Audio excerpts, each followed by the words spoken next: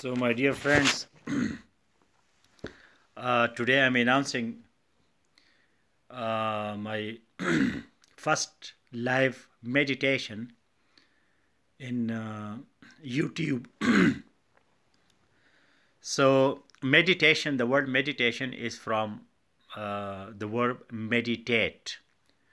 When we say we meditate, so it means that we ponder over, like we think over some important concept, which may be concept or which may be perception. When we perceive things, so we use our sense data from outside, and when we conceive, so that is concept. That is like in your mind, in your brain. So that is conception, perception, and conception. Sometimes we confuse these words, and you might have heard this famous saying that perception is larger or bigger than reality. Perception is bigger than reality. Now, what is reality? Which is outside, which we can touch, which we can feel, which we can, for example, when we use our five senses, so we can perceive that thing. While conception, that is a totally mental process, that is the process of our thoughts. So meditation is that when you meditate, so you think over something, you like go in details and you try to ponder over. Sometimes you are in a pensive mood. You are in a mood that is pensive. Pensive means that you are thinking and thinking, you are thoughtful. For example, we say this is a thoughtful decision. So it means that it was not something spontaneous.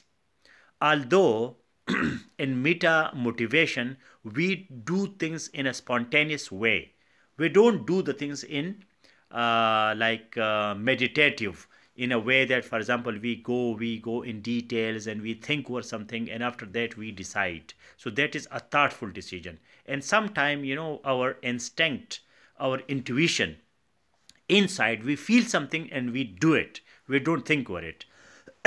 Sorry. That's why people say that love and war, everything is fair in love and war, because these both things are emotional. These things are not rational. So meditate or meditation, like for example, we have the famous Aurelius Meditations, the book which is the famous Stoic emperor. Stoicism is that when you control your emotion and your thought process, your response to stimulus, when you respond to environment, change in environment, so that is called our behavior, our attitude. So when you control it, when you manage it, so then that is a very very important process in rationality. When you become rational, when you become reasonable, for example, we say this thing is reasonable, reasonably rated or priced commodities, means that the wisdom, the mind, it concept it accept it, the concept that is cogent, the argument is cogent, that is valid. So this Saturday we will do meditation, and when we use the word meditation, so that is more in the Eastern spirituality or Buddhism or other concepts, in which you think over your own thoughts. That is metacognition. Metacognition means that you become master of your own brain, of your own mind. Brain is the part of central nervous system, while mind is the function of brain. So you control this whole process. So that is a very important understanding of humanity, because we are body, mind, and soul. So when we control our body, then we control our mind, and then when we control our soul, so then we reach to nirvana. We reach to enlightenment. We reach to perfection. Then we become like so happy. We are blessed with bliss. We are blissful.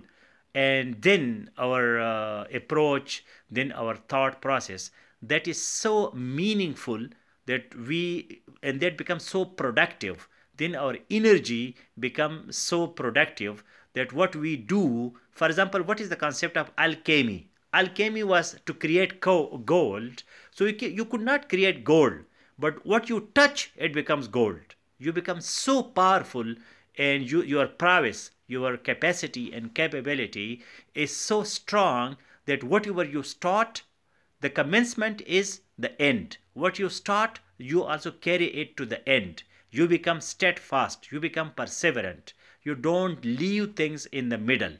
And that is alchemy. That is something that you can, whatever you touch, so you make it gold. So this Saturday we will do meditation. Meditation means that we meditate in a way that our thought process becomes in it comes in our control. We like make it our own. It doesn't become something external. It doesn't become like from outside. It becomes internal. It becomes like our home. For example, you go to somewhere else, somebody home, so you can't do whatever you want. You are a guest there. So don't be guest, your own guest. Don't be guest in your own brain and your own mind. Try to own yourself. Self-actualization or self-transcendence means that you become owner of your own self, of your emotions, of your thoughts, of your decisions, of your actions, of your activities, of your results. You do whatever you want. You become a skilled person. Skill is the capability, the capacity that when you are 100% sure of the result.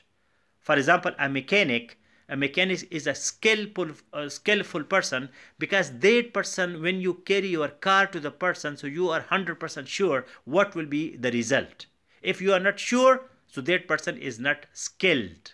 So that's why meditation makes you skilled, a skilled person of your thought process. And then you read your brain like a screen, and then in that screen you become so